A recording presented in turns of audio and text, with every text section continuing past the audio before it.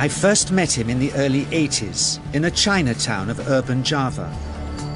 He didn't want his real name or address revealed, so we called him DJ for Dynamo Jack.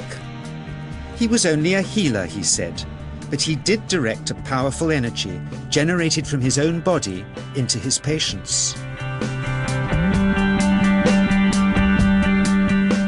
Sometimes he used the needles, sometimes just his hands. He called the energy Qi, and it was so strong that he usually needed a grounder to hold his patients' feet.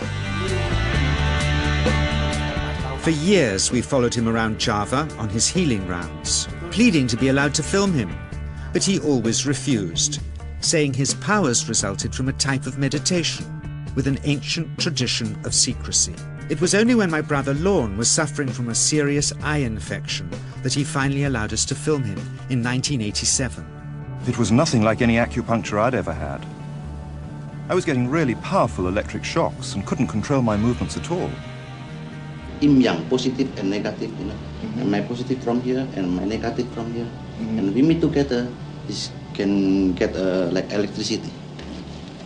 And is this because you're special? You have a special sort of It's for meditation every day. It's meditation that does it? Meditation every day. Like you can touch me, like this. It's nothing, okay? It's my burn. It's just like this. For our sound recordist, it was also a shocker.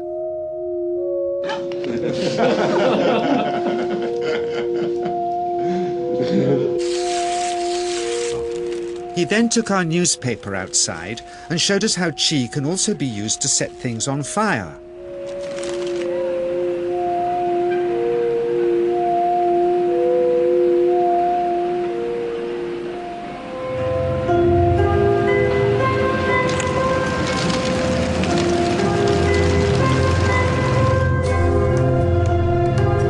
When he heard we'd shown this footage in public, he was very upset and refused all our future efforts to contact him again. As the years passed, we sadly resigned ourselves to never seeing him again. My brother Lorne never did, for by 1997 he was already dead when I again found myself with DJ, now treating me for an eye problem. But it wasn't this that brought me back. He had tracked me down out of the blue and invited me to tell me a story. He had just returned from 2 years on a deep meditational journey, alone in the heart of Borneo. Amongst his revelations, he had seen, he said, how history was moving on into great change, and the old wisdom was vanishing. So he'd called me back to film just enough of him to remind us that we all have undreamed of powers sleeping within us, and that there's nothing special about him except for his training in waking them. Grounding this patient, my cameraman Joe is having to use all his weight to keep contact. Qi is pushing him away.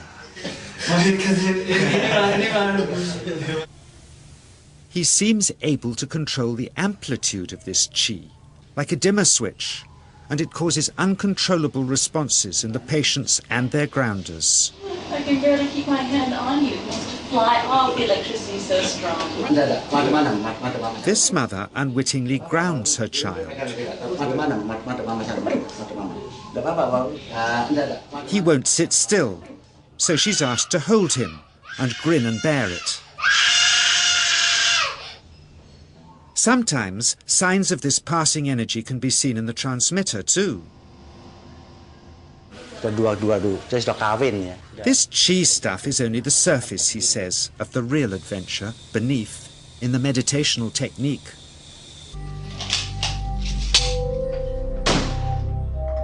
Projecting Qi from the palm of the hand can also be used to resist rifle pellets, he says.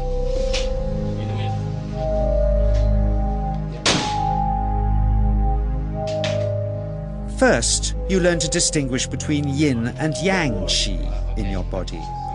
Then how to pool it in your navel chakra. Then how to project it, he says. And it's the proportionate mixture between yin and yang which accounts for different effects, like pulling or pushing objects or igniting them. Then he gets really strange. He says that mastering yin qi is the key to the spirit world. There's a long tradition of Indonesian krisis being possessed by spirits. So people bring him their krisis to see if they're duds. Here, he says, he doesn't manipulate matter by projecting mixtures of yin and yang qi. He merely creates a field of yin energy in which, he says, if there's a spirit, it can manifest itself.